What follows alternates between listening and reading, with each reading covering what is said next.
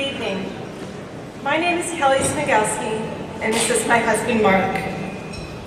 We want to tell you our story. It's about our family, it's about strength, it's about being positive, it's about love. We had hoped Ryan would be here to meet you all, but he is 7 years old and isn't much of a night person, so bedtime comes first. If he were here, you would have noticed him. He's the cute kid cruising around in his make-believe blue wheelchair with the enormous smile. On December 5th, 2003, our family was complete with the birth of Ryan. Jillian was 22 months his elder and couldn't wait to meet her baby brother. She was a great big sister, and they loved playing with each other. They would make up games as they went along and would spend hours just playing together with never a fight between them. Jillian told Ryan they would be best friends forever. Ryan could do a perfect cartwheel at 4 years old. He loved hockey, soccer, swimming, and was learning to skate. When I came home from work, he would run to the door, say, "Hi, Mom, I love you," and run back into the game he was playing. He loved to talk. And sometimes I would ask him for just 30 seconds of silence, which lasted about 10.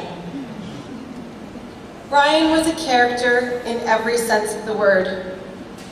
He would fall down after getting hurt, shed a couple tears to make it look good, and then jump up with, "I'm okay." His smile was a little mischievous, and you never knew whether to trust it or not. But he could brighten up the worst of days with his grin. Mark and I had good jobs, and we worked hard to give our kids what they needed and wanted.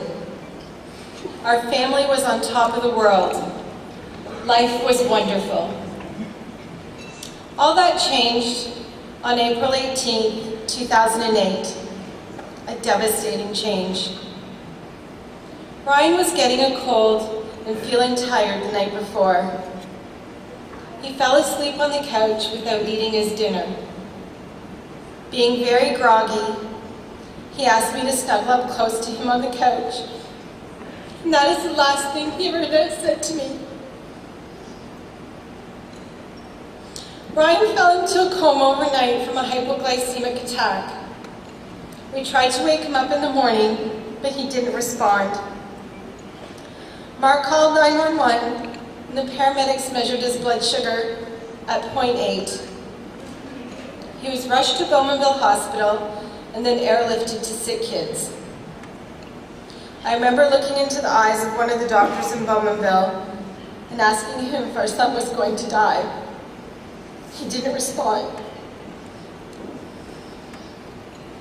They thought he had meningitis, and Sick Kids was the best place for him. What was happening? Just 2 days ago, he was playing hockey with the older kids on the street. Now he's being airlifted to Sick Kids, unconscious. Ryan had 2 MRIs, which showed extensive inflammation on his brain. The next step was a brain biopsy to shed some light on what was going on. I recall how the neurologist's hands were shaking when she told us that the biopsy showed the brain tissue they had sampled was not simply inflamed, but actually dead. Ryan would likely never wake up from his coma, and we needed to prepare for the worst. Mark and I prayed. We believed God would answer our prayers and take care of Ryan. We talked to him all the time, we read him stories, and we held his hand constantly. We never left his side. Jillian never saw her brother during this time, but she sent in a drawing of her hand. She wrote, "This is my hand for you to hold when you are not feeling well." It was posted on his wall so he could feel the love. Ryan slowly began to open his eyes, but he wasn't there. He would stare off, not focusing on anything and not making a connection to us. He cried continuously. We didn't know where it hurt, and he couldn't tell us. Ryan had suffered an acute hypoglycemic attack on that morning, resulting in severe brain damage, which left him with quadriplegic dystonia and unable to walk, talk, eat, or control his limbs in any way. His communication center was destroyed. He was put on a feeding tube. He didn't respond to us. He didn't smile. Jillian finally came to see Ryan.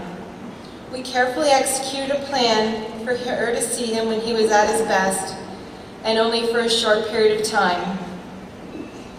Jillian came into his room, jumped up on his bed, gave Ryan a huge hug, and he smiled back. She made a connection with him. He was still there, and we needed to bring him back.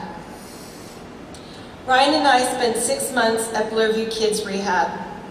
In the beginning, we were hopeful the therapists would bring our son back to us, but Ryan faced more struggles with dystonia and GI issues.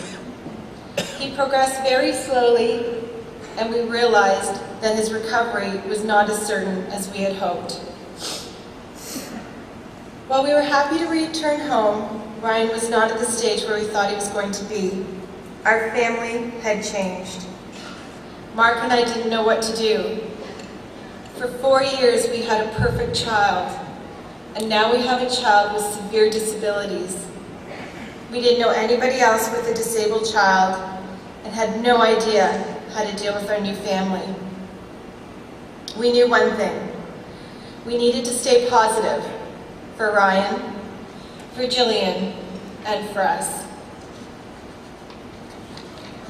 One of our sick kids' neurologists gave us lasting words of wisdom.